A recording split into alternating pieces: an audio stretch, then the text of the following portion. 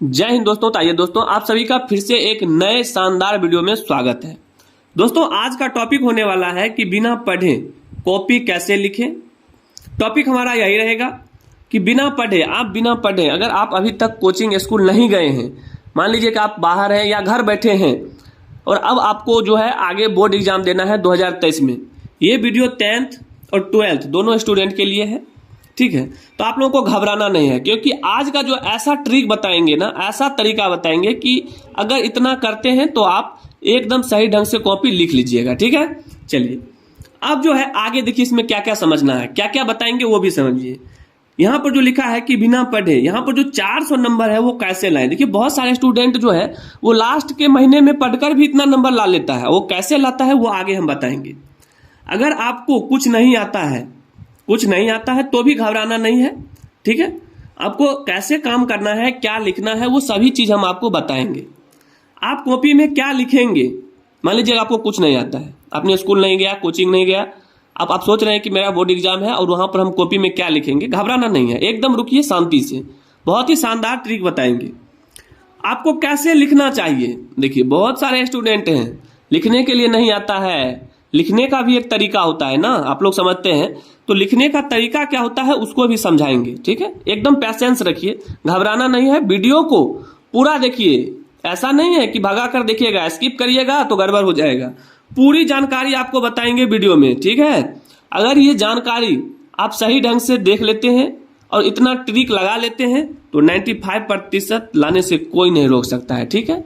तो चलिए दोस्तों अब क्या करते हैं, गौर से सुनिएगा, केवल आगे बढ़ते हैं, समझेंगे कि क्या है इनका टॉपिक। दोस्तों 4 खतरनाक टिप्स, ये 4 टिप्स अगर समझ जाते हैं ना, 4 टिप्स कुछ नहीं है, केवल 5 मिनट। आप सोच सकते हैं कि 3 महीना, 4 महीना, 5 महीना जो भी समय एग्जाम देने के लिए बचता है स्टूडेंट के लिए, उसमें से 5 मिनट वीडियो पर नहीं दे सकते हैं, दे सकते हैं, क्योंकि बहुत चीज सीखने को मिलेगा यहाँ से, ठीक है। कितना भी पढ़ चुके हैं उससे मतलब नहीं है, हम भी पढ़े हैं, हम भी एग्जाम देकर आए हैं, सभी पता है स्टूडेंट के लाइफ में क्या होता है, नहीं होता है, कौन सी गड़बड़ी करता है, ठीक है।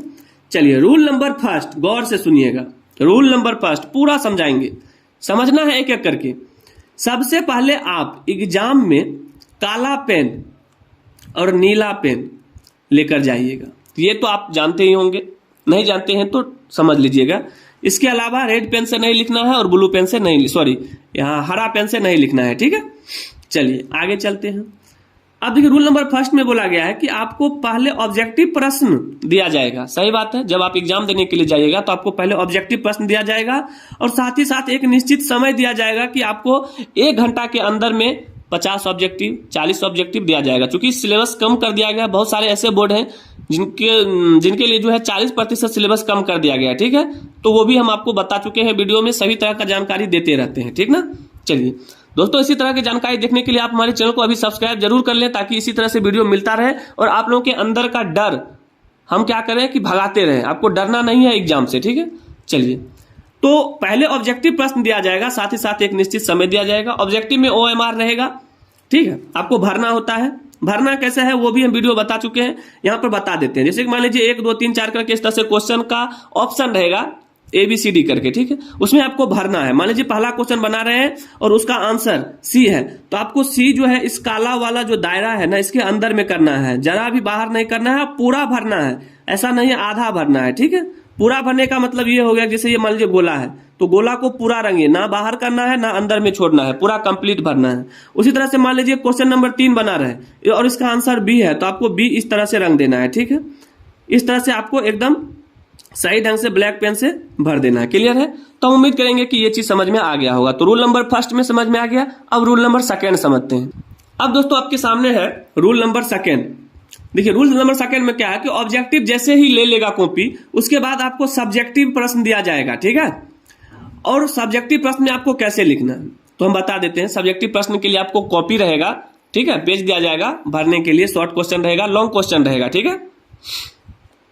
यहां पर देखिए पहला है कि फर्स्ट पेज में आप काट पीट कर नहीं लिखेंगे।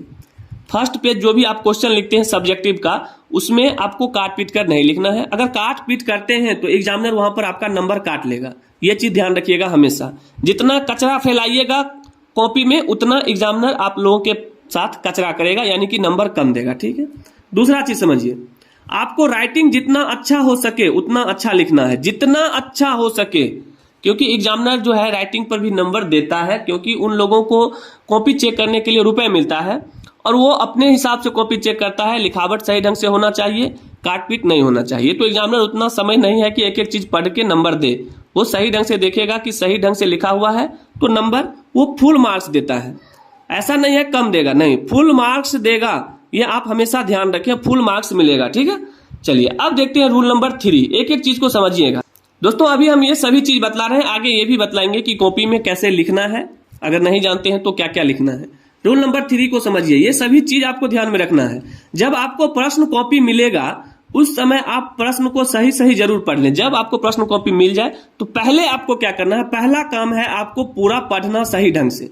अगर सही ढंग से पढ़ लेते हैं, ठीक है, उसके बाद कॉपी लिखते समय आप उसमें गलत शब्द, गाना, गाली, कसम, ये सब चीज आपको नहीं करना है। ये चीजें आपको नहीं करना है।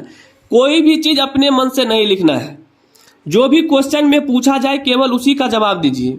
अब बात ये आता है कि मान लीजिए क्वेश्चन में तो जो भी पूछा गया है उसका जवाब नहीं मालूम है, तो उसका भी तरीका बताएंगे ना, ऐसा नहीं है कि नहीं बताएंगे, हम वही तो बतलाने जा रहे हैं। हम अभी ये बतला रहे हैं कि अगर नहीं आए लिखने के लिए तो ये सब नहीं लिखिएगा।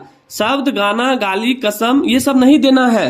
ठीक है, तो अब आप सोच रहे होंगे कि लिखेंगे क्या, तो घबराइए नहीं, आराम से रहिए, आगे बतलाते हैं ना कि क्या लिखना है। चलिए आगे बढ़ते हैं। रूल नंबर 4, यही तो हम बतला रहे थे कि 4 नंबर, आपको 4 ही रूल समझना है। इसमें महत्वपूर्ण जानकारी यहां पर मिलेगा आपको कि कॉपी अगर आपको लिखने के लिए नहीं आए तो क्या लिखिएगा। अब आपको कैसे लिखना है वो जाने। देखिए, ऐसा नहीं है कि आप लोग पूरा जीरो हैं, कुछ बुझने के लिए नहीं आता है। आप मैट्रिक के स्टूडेंट हैं, 12th के स्टूडेंट हैं और आप लोगों को लिखने के लिए नहीं आएगा, ऐसा हो ही नहीं सकता है। पेन चलाने के लिए तो आता है। अब मान लीजिए कि विद्युत धारा पर पहला बात समझिए कि क्या लिखना है। मान लीजिए कुछ नहीं आता है, क्वेश्चन में पूछा गया है कि विद्युत धारा से आप क्या समझते हैं, विद्युत धारा से आप क्या समझते हैं। ठीक है, अब आपको नहीं आता है, विद्युत धारा से आप क्या समझते हैं ये नहीं आता है, तो भैया विद्युत के बारे में पता है या धारा के बारे में पता है, तो इसी टॉपिक पर आप लिखिए जो भी आपके मन में है। नहीं, विद्युत और धारा के जो भी ये टॉपिक है ना, इसमें एक पॉइंट पकड़ लीजिए और पॉइंट पकड़ने के बाद उसी पर लिखिए। क्लियर है? तो आप क्या करेंगे कि इस तरह से क्वेश्चन में कुछ ना कुछ लिख कर आइएगा, खाली छोड़ना नहीं है, कोई फायदा नहीं होगा, एक भी नंबर नहीं मिलेगा। अगर उस टॉपिक में क्वेश्चन जो पूछा गया है उसी में से कोई एक पॉइंट पकड़िए और उस पॉइंट पर लिखते हैं तो आपको एग्जामिनर जो है फुल मार्क्स देगा, वो समझ जाएगा कि विद्यार्थी लिख चुका है। दूसरा चीज, क्वेश्चन जब लिखिएगा एकदम सही सही लिखिएगा और साफ साफ लिखिएगा। साफ साफ तो लिखना ही है, जितना साफ लिखिएगा एग्जामिनर नंबर जो है उतना ही ज्यादा देगा। ठीक है, नंबर उतना ही ज्यादा आपको मिलेगा, ये चीज हमेशा ध्यान रख लीजिए। ठीक है, अब देखिए 3 नंबर में क्या समझना है। जब कॉपी मिले, क्वेश्चन पढ़ रहे हैं, बना लीजिए।